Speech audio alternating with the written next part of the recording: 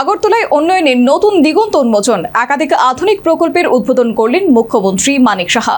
Digital পরিষেবা, পরিচ্ছন্নতা, বর্জ্য ব্যবস্থাপনা যুক্ত হলো নতুন উদ্যোগ।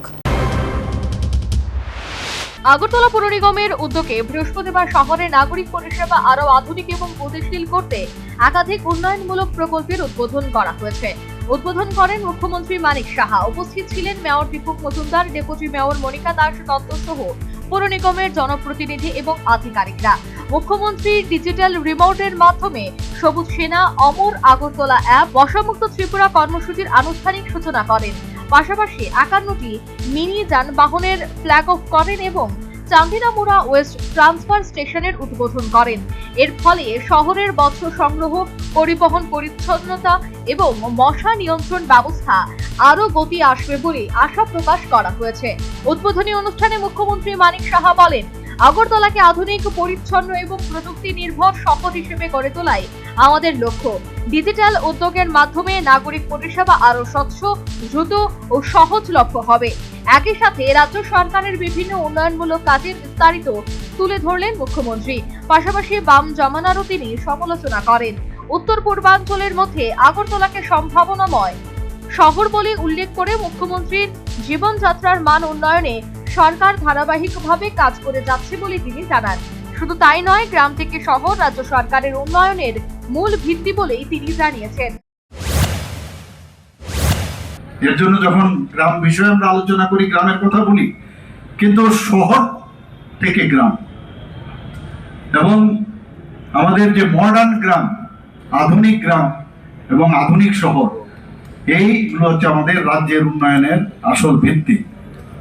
এবং সেই লক্ষ্যকে আমরা সামনে রেখে আজকে ধারাবাহিকভাবে আজকে পুর নিগম এবং অন্যান্য যে আমাদের যে লোকাল বডি, তারা সবাই কাজ করছে, গভর্নমেন্ট টাকা দিচ্ছে।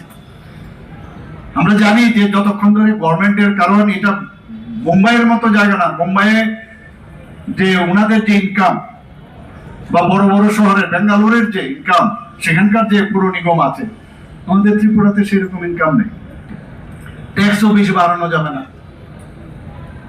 এবং যতটুকু সম্ভব আমরা সেই দিকে মাথায় রেখে মানুষের যাতে অসুবিধা না হয়, যেটা সহজলভ্য, আমি বললাম সবকিছু পরিষেবা সহজলভ্য হবে এবং ইজি হবে অ্যাপ্রোচের জন্য, সেটা আমাদের খুবই দরকার। পৌর নিগমের মতে নতুন প্রকল্পগুলি বাস্তবায়নের ফলে নগর পরিচালনা আরও কার্যকর হবে এবং নাগরিকরা উন্নত, দ্রুত ও প্রযুক্তি নির্ভর পরিষেবার সুবিধা পাবেন। সর্বোপরি আগরতলার উন্নয়নের নতুন দিগন্ত উন্মোচন, একাধিক আধুনিক প্রকল্পের উদ্বোধন করলেন মুখ্যমন্ত্রী। ডিজিটাল পরিষেবা, পরিচ্ছন্নতা, বর্জ্য ব্যবস্থাপনায় যুক্ত হলো নতুন উদ্যোগ। রাজধানী আগরতলাবাসীর মধ্যে পৌর নিগমের আধুনিক পরিষেবা প্রাপ্তির ব্যাপারে নতুন আশার আলো সঞ্চারিত হলো। Bureau report, news vanguard.